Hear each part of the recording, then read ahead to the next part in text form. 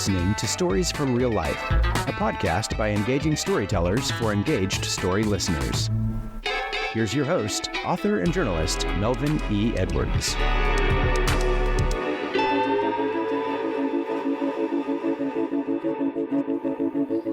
Hello again, and welcome to this September 10th edition of Stories from Real Life. I'm your host, Melvin E. Edwards.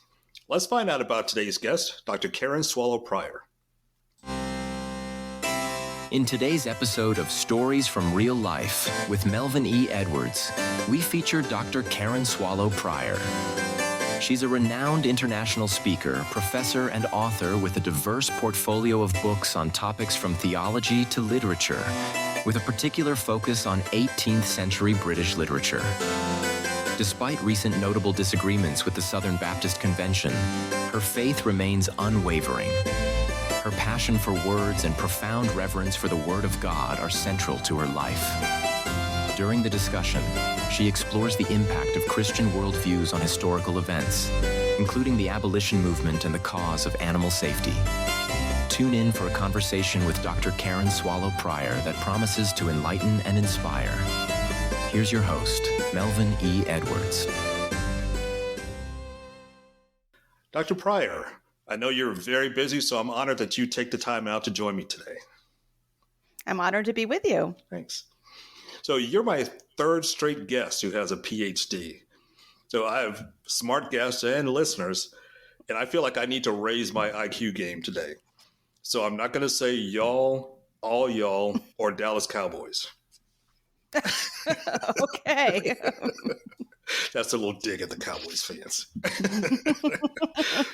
So before we get into business, I first want to say that I'm thankful that your mom recently completed her cancer radiation. And I just want to find out how she's doing. Yeah, she's really doing well. The radiation was entirely preventative because they believe the surgery she had removed all the cancer. But radiation takes its toll, and she's 88. So she's been resting a lot and is recovering. But we're really very thankful overall. Oh, good. Good to hear that. So I know you've been traveling a lot this month.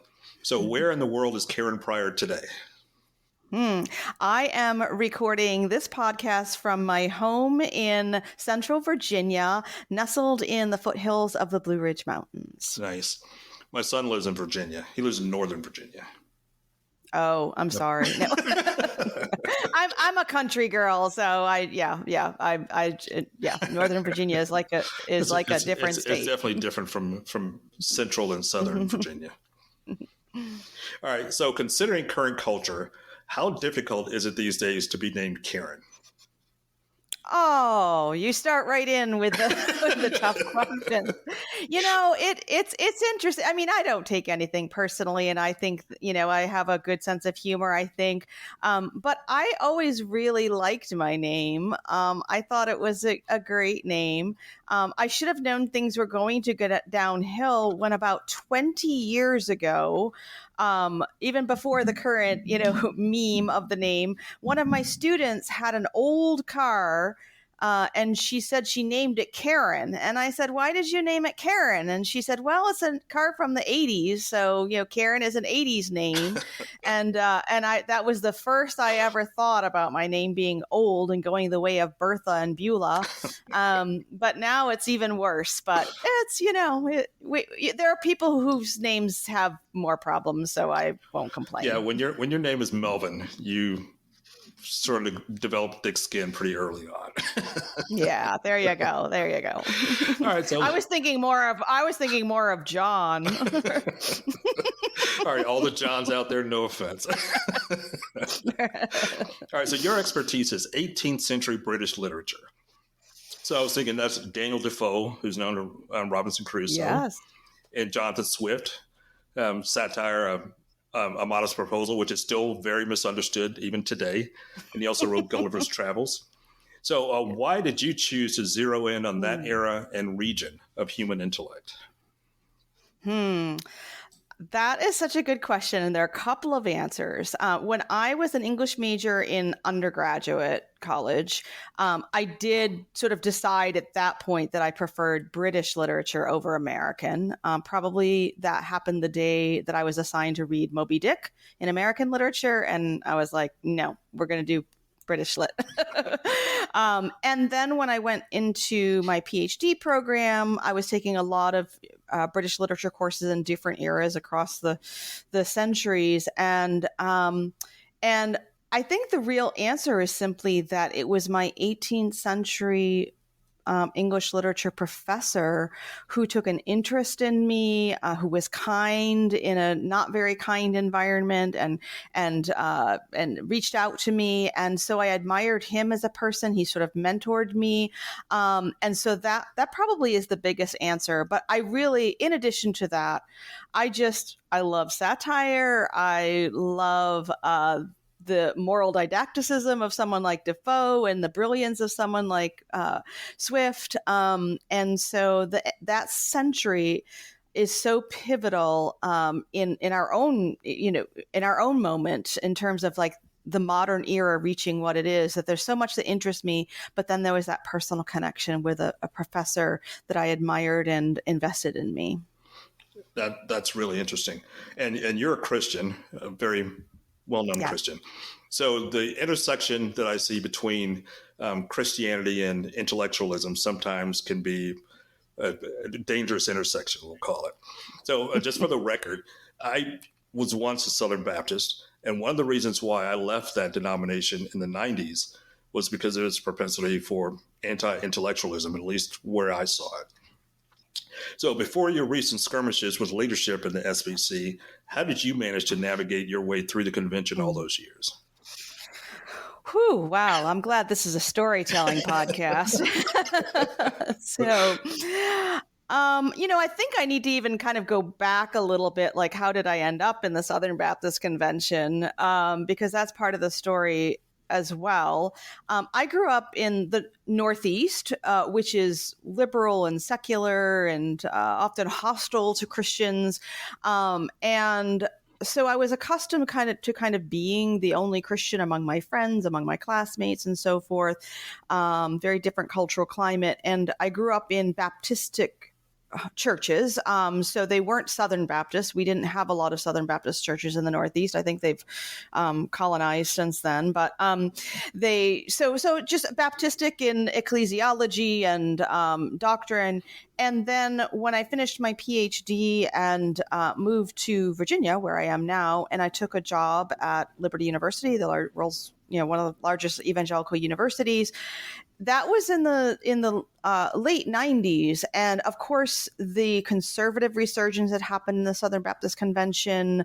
And growing up in the Northeast and going to smaller independent Baptist churches, I did receive the caution up against prevailing liberalism and questioning the authority of the word and God and all of those things. And so when we moved to the South, I understood that the Southern Baptist Convention was not going to, that they were standing firm on biblical authority and hermeneutics and interpretation.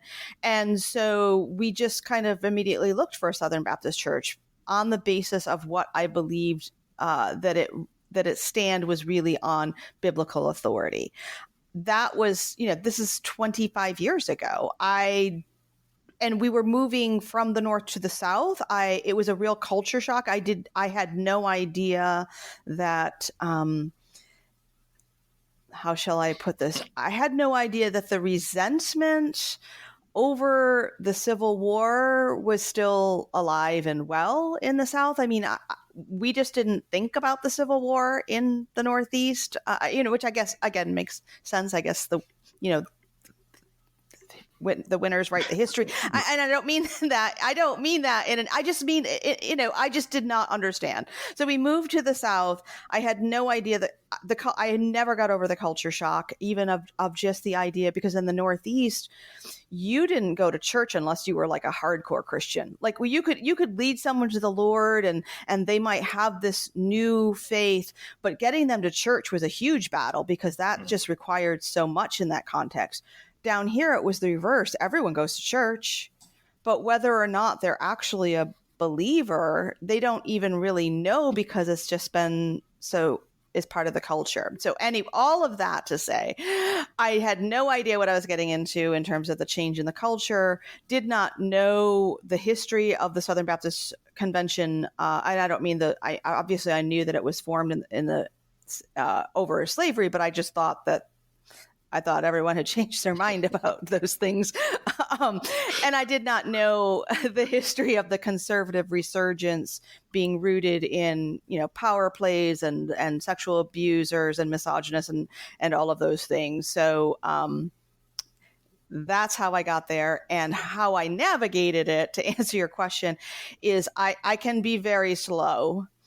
It took me this 25 years to kind of understand what was happening. And so I went in good faith, had good experiences, and was, tapped for this role and that role and this leadership role, and just kind of went along thinking, well, whatever is, I could begin to see the past and see the present, the negative aspects of it, and just thought that I could be a force for change. Nobody's perfect. No institution is perfect. No people are perfect. No church is perfect. I'm not looking for perfection. My bar is pretty low, actually.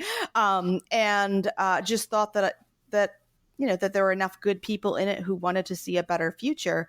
And there are good people who do, but not enough, and not enough for me to make a change. So it just took me a long time to see that.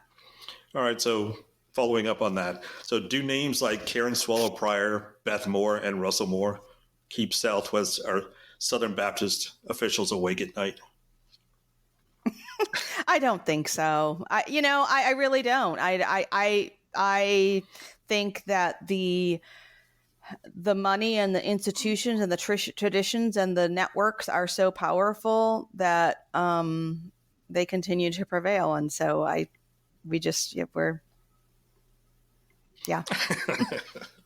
Okay, so let's talk about books now.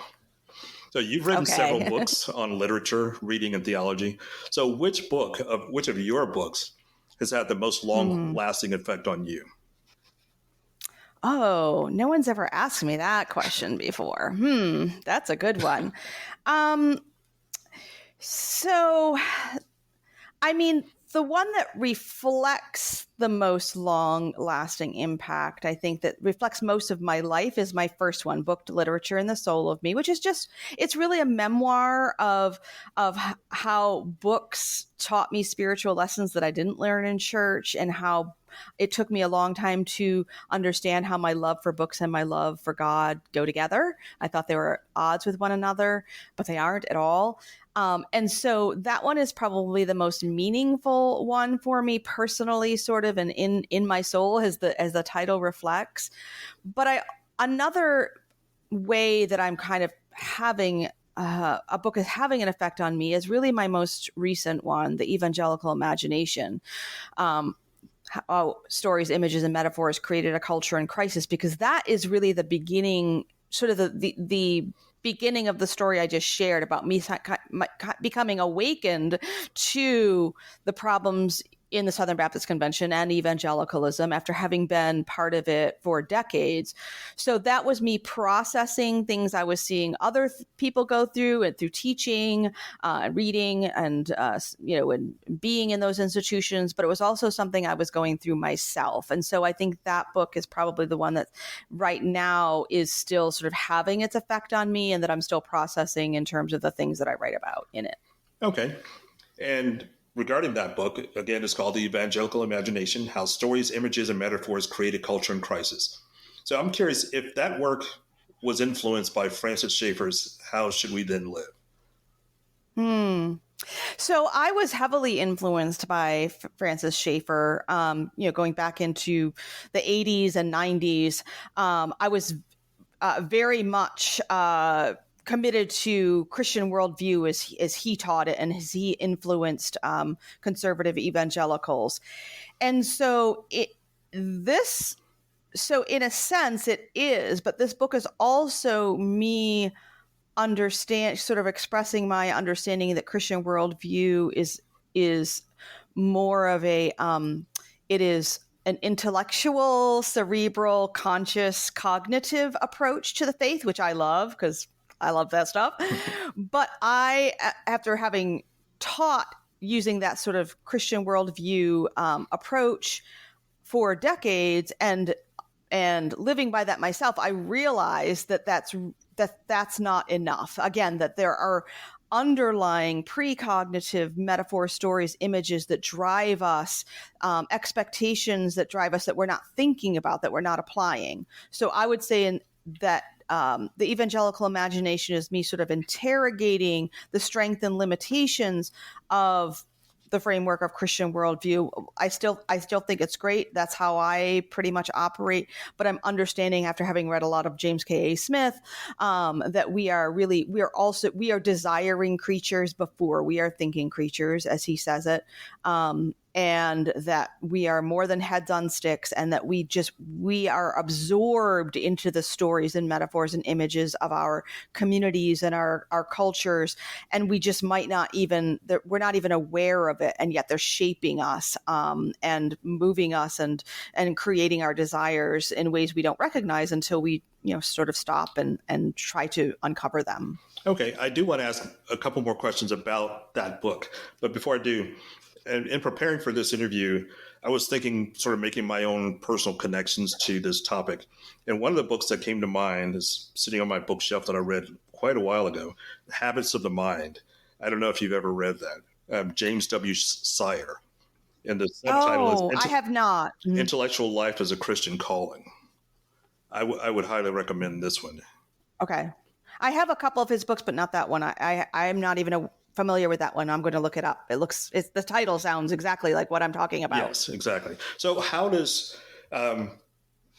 first of all, the evangelical imagination, how does that relate to a deeper understanding of the Bible? That is a great question, because obviously the Bible is, it is a story, right? It's a grand story.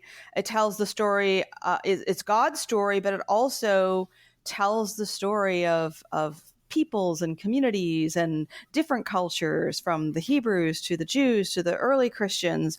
And I think it actually demonstrates for us how powerful our own communities' metaphors and stories and habits and ways of thinking and living are.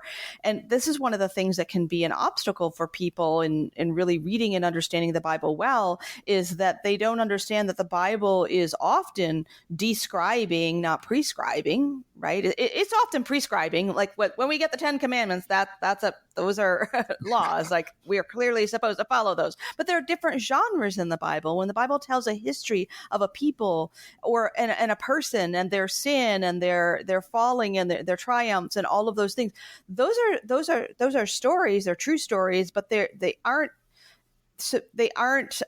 prescriptive, other than the principles that we can draw from them or the laws that are laid down for us. And so understanding that they are stories. This is, there was an interesting little dust up on Twitter recently where a famous pastor, late pastor, Tim Keller, had said something about the people don't realize they're sinners because you tell them that. That was what he said. And people were contesting that.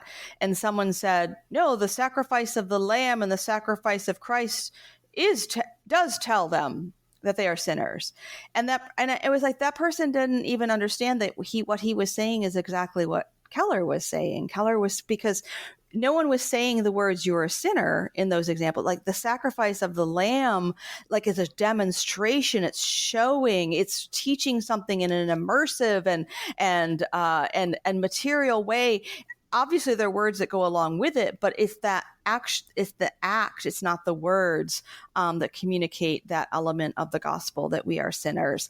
And so the Bible is filled with symbols and stories and images and practices that teach us the truths that God wants us to know about Him, along with the words. I'm very much a word person, but it's more than just the words. It's those things too, and we have them in our own cultures, in our own churches and communities today.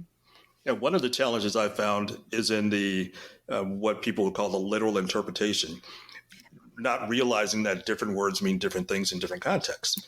So it literally means how it's intended by the writer at the time it's spoken by the speaker in that context. So you talk about images and metaphors. How do you think that has created the culture in crisis, and what do you mean by a culture in crisis?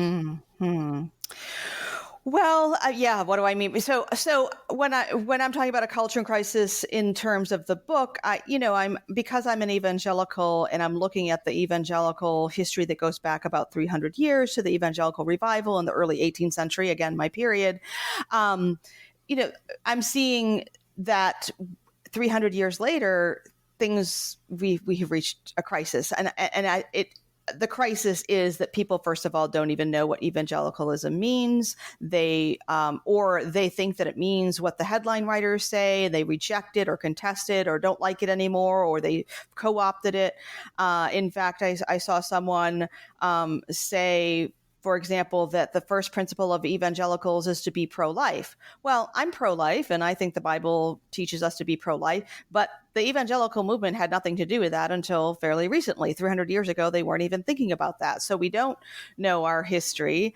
That's part of the crisis. We're seeing the fruit of the crisis of evangelicalism being married to American politics of the 21st century, which is very small and narrow when you consider a longer history, not only of evangelicalism, but the world and the church and around the globe. And so evangelicalism has reached this crisis point where we don't know who we are. We don't know what the word means. And maybe the words meanings do change. I hate that that's true, but it is. And so maybe the meaning is changing and we're living through that. But that's the crisis. Who are we? Just as evangelicals, a 300-year-old movement that is around the globe now. Who are we? What does the word mean? Where are we going to go from here? I think only history will tell us, because we're in this moment right now and we haven't seen the end of the history written yet. Okay, so let's switch to another one of your books, Fierce Convictions, The Extraordinary Life of Hannah More, Poet, Reformer, and Abolitionist. And your foreword for that book was written by Eric Metaxas. He's famous for his acclaimed bio on Dietrich Bonhoeffer, who happens to be one of my personal heroes. And Mr. Metaxas is now a very vocal Trump apologist. So have you been able to remain on good terms with him over the years? No. Unfortunately, no. And but I think that's a story that many of us share. We're living in our own, we are seeing relationships severed and divided. I did try to maintain a relationship for a while, along with some others, and sort of to do an intervention and see what was happening there. But I don't know what happened. I don't know why that wasn't possible. But again, I think he's sort of an example writ large of what many of us, I think probably all of us, are seeing happening to at least to some members of our family and friends who, and again, I'm a person who I can tolerate a wide range of disagreements. My sort of strength and weakness is that I can see all the perspectives of just about any issue. And so, that's a good thing, it's a bad thing. And so I can be very empathetic and imaginative and understanding. But I really do have difficulty. And I do understand why many conservative evangelicals chose the calculus that had them vote for Trump. I understand that. But the full-throated embrace and sort of promotion of him as a King Cyrus or our next, savior, that I do not understand. Part of the evangelical imagination was me trying to understand how did we get to this place, but I can't say that I do. But it's fierce conviction. You asked the question about fierce conviction. That's based on my doctoral dissertation that I did on Hannah More. It's different, but it's for a popular audience. But that's where I discovered my roots as an evangelical, because it was Hannah More and Wilberforce, her best buddy William Wilberforce, and other evangelicals of their time in the middle to later 18th century, who they were evangelicals. They embraced that identity. They helped form what it means to be an evangelical, and they were abolitionists, they were social reformers. Hannah More helped people to read from the lower classes to the high. She wrote treatises and tracts for every class of people. She was a literary artist. She bridged many different divides, and so she was just an inspiring figure among many of that time who were evangelical, and that's the heritage that I wanted to reclaim and wanted to embrace.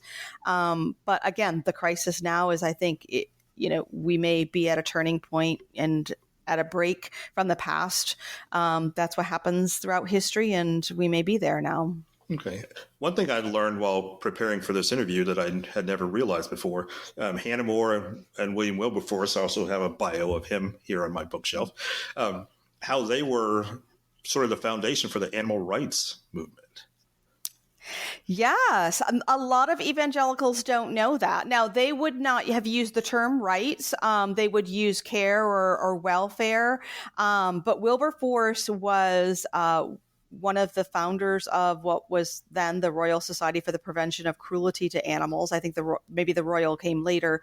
But yes, they had a widespread sort of holistic, integrated view of what it means to be a benevolent person, a person of goodwill toward all others, and to try to eliminate needless harm and suffering for everyone, whether it was a child laborer or an enslaved person or an animal or women or men. And so this was just one issue across a whole range that they saw as part of sort of one seamless cloth of what it meant to be a Christian trying to integrate biblical principles into the entire world around them. And so, yes, that's part of our heritage as evangelicals as well. Yeah, for my listeners who aren't familiar with the name Wilberforce, and he was British, and he was the inspiration behind ending the slave trade in Britain, and an inspiration to later on to the United States for the anti-slavery abolitionist movement. So just want to encourage you to learn about him if you don't already know about him. So let's go on to the next question. You talk a lot about nuance in your public speaking engagements. So how do you measure nuance in language, and where does it cross a line into compromise? Yeah, that is a very good question. So I think that there are clearly principles, commandments, laws from the Bible that tell us what is right, what is wrong, what we can tolerate within the church and what we can't. And yet we are messy human beings living in changing cultures and times. And we are also creatures who use language and words that, again, change meaning. We speak different languages. I don't know how many languages there are in the world right now. But even the Bible is not written in our own language that we are speaking, not originally. And so almost all of our life is a translation, right? It's a translation. If you read a translation of a literary work, it's written in one language and you read it in your own language, and if you happen to know both languages, you know that there are different ways to translate that. And so if I'm speaking, if I have a conviction, say about marriage, or conviction about abortion, which I do have those convictions, and I'm speaking with someone who is expressing their view, I cannot know even where we agree or disagree unless we have a conversation about the words that they are using. They may be using a word in a way that I wouldn't use, or they may be using a phrase that I wouldn't use, but they mean something different by it. And so the fact that we are people who use language, and our own language has layers of meanings, and the fact that we are people who we are a race who has many different languages that we have to translate to communicate with one another, we really have to just even get down to the level of words, and making sure we understand the same thing by the words that we're using, before we can know whether we agree or disagree. So just that's sort of just a given for me. Obviously, many of us are going to disagree with one another about very important issues. And there are some issues that can't be nuanced very much, but so much of our animosity and our antagonism and our misunderstanding, if it's not rooted in ill will, and sometimes it is, if it's not rooted in ill will, can often just be rooted in the fact that we're using different words to mean the same thing, or the same words and meaning different things. So that's a requirement for nuance in itself. Okay, so on the opposite end of nuance, I would say would be black and white thinking. So is there any real risk to that type of certainty in one's perspective? I think there are a lot of risks. I mean, I think there are a couple of things maybe most of us should and could stake our lives on and stake our eternal destiny on. But and we have within the church, we have creeds, and we can agree that we believe in these creeds or that we don't, and we can agree that we believe in the words of the Bible or don't. But beyond that, there is all we can do as human beings, and we should do it, is to honestly attempt our best understanding, not in isolation, but our best understanding within the best community that we can find, the most trustworthy community that we can find. And again, I'm speaking as a Christian, but even if you're not a religious person, you have to do the same thing in your own intellectual or academic communities, and to try to strive for the best understanding with the humility that that's what it is, that it is my best understanding, and other people might have a different best understanding, but we are just simply obligated to live by our own best understanding and to keep seeking to better that best understanding. Okay, so a little bit out of left field on the follow-up. So are the Lord of the Rings readers the lords of failed nuance? Oh, yeah. So this has been a topic of discussion of late. It does seem so. And well, although I would say, again, I do want to put it out there, I'm not a big Lord of the Rings fan or Tolkien fan. I actually dislike fantasy for the reasons that we're talking about, actually, that fantasy tends to lack nuance. Now, some out there I'm sure does, but it's still, it traffics in ideals and black and whites. I mean, even Star Wars is a romance. It's like, you got the black suited people and the white suit. I have spent a long, the white suited people. Cowboy westerns are, black hat, white hat. I mean, things are in black and white in romances and fantasy, generally speaking. And then when you take the Lord of the Rings, the people who love the books tell me that the books are much more complicated and nuanced than the films. So if people are just really trafficking in the films and the memes, I think that they are lacking in nuance. But I would say the same thing about Jane Austen, whom I adore, that people who watch the movies and have not read the books have a complete misunderstanding of what the books are about, because the books are not romances, but the movies are. Okay. So could it discourage young people from doing the kind of reading that you want to see if they worry that their motives might be interpreted incorrectly? Yeah, I'm not sure that people, that they think about their motives so much. I mean, I actually would hope that anyone who is attracted to the story or the film would go and read it. I think that's probably happening. And so I think the real problem that we have is not the stories themselves, whether they're in film or text. It's the social media context that is driving the polarization and the siloization of thinking.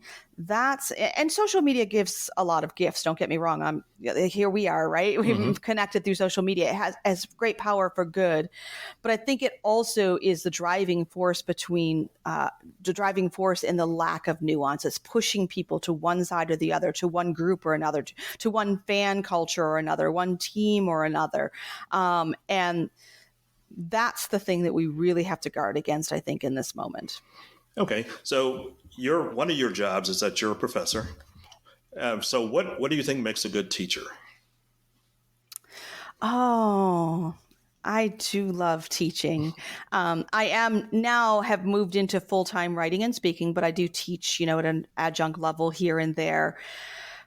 I think first of all, I do agree with what the Bible says about teaching. I believe teaching is a gift.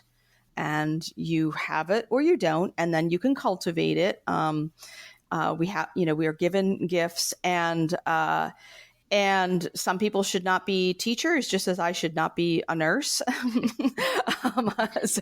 many other things. So if one has the gift of teaching, what makes one a good teacher is loving the subject that you're teaching, loving the ones that you're teaching, and of course loving God and putting them all together. And so loving what you teach requires learning about it. And there are different ways of learning. I mean, I have a PhD, but a second grade teacher who just has a college degree can love the subject in a different way. So you need to know the subject, but you also need to know the students, listen to them, know where they are. My philosophy of teaching has always been meet students where they are and take them where they should be.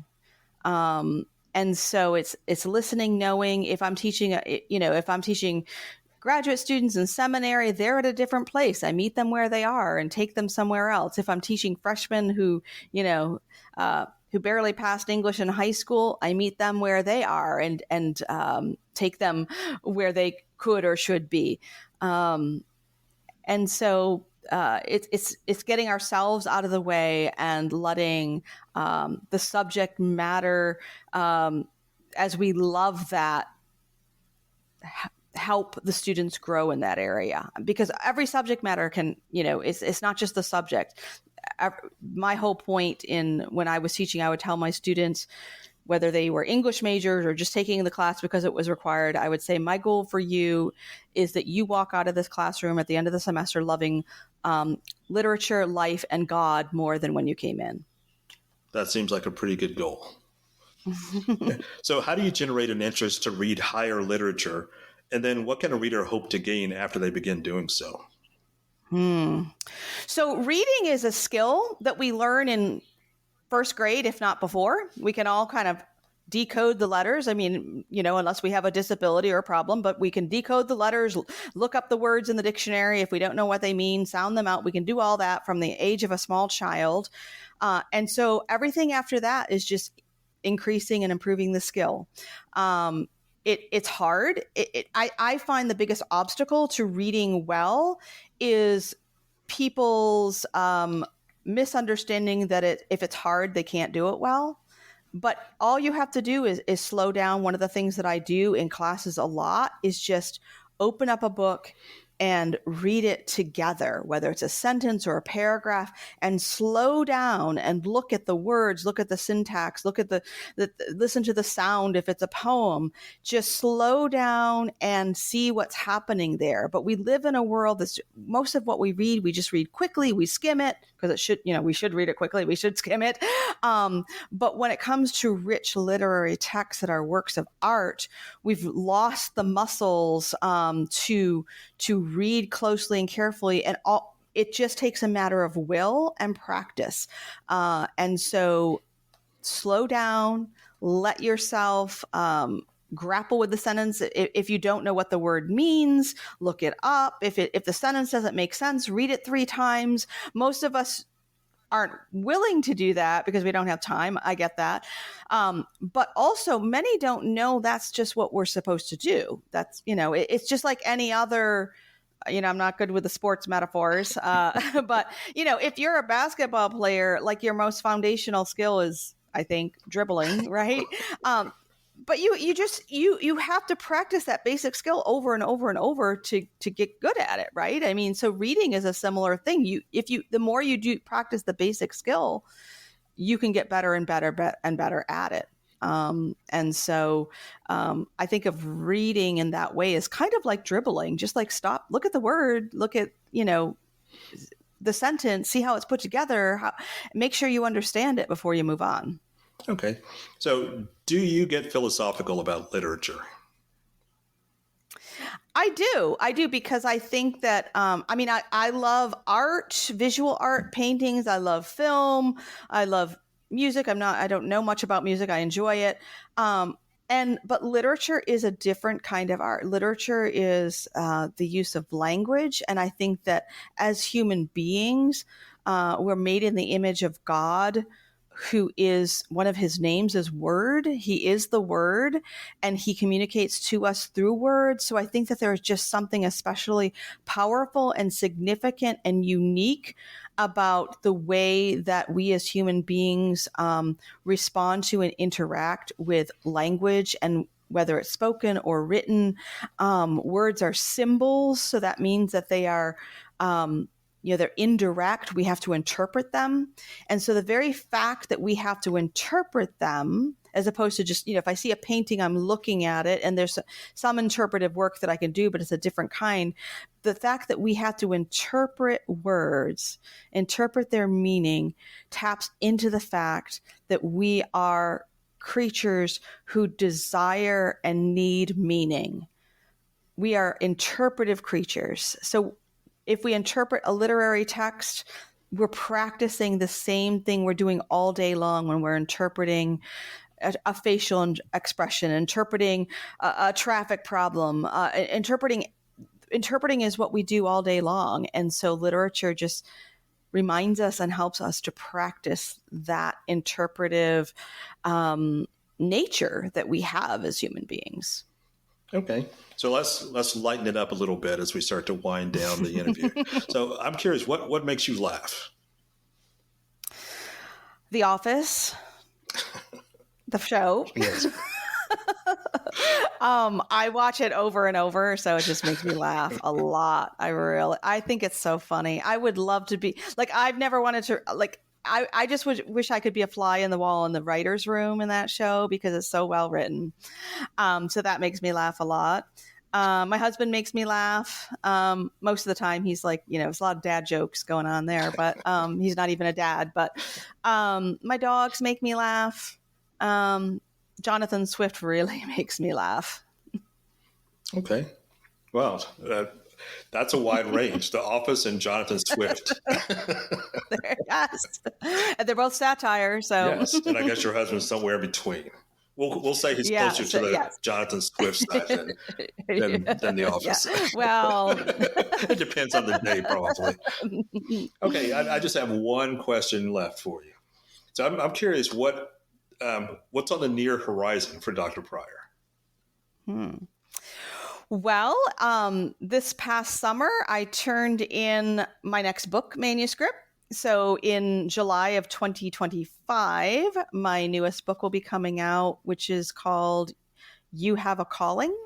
And it's about finding your calling and your vocation, which I argue, which is messy for a lot of people. We have a lot of different views about what this means. And I try to, clarify them and show that we're all called to pursue the true, the good, and the beautiful. And if we do that, we'll find our true calling. I'm looking forward to that. I'm definitely looking forward to that. That sounds really interesting. Oh, good. So maybe I'd like to have you back next summer when your book is released and we can talk about it then. Absolutely. I'll make sure you get a copy, advance copy, and we'll come on and talk about that. That would be lovely. Great. All right. My guest this week has been Dr. Karen Swallow Pryor. Karen, thank you so much for being here and sharing your stories again. I appreciate your time. I know you've been very busy. It's been a real pleasure to have you here today. Thank you for having me. So if you're new here, please subscribe and follow the podcast so you never miss an episode. And also please share it with a friend. I'd greatly appreciate it. That's it for this week's episode of Stories from Real Life. Join us again next time for another great storytelling journey. Until then, don't forget to shine your light wherever you go. That was Stories from Real Life. Join us again next week for another great storytelling journey. See you next time.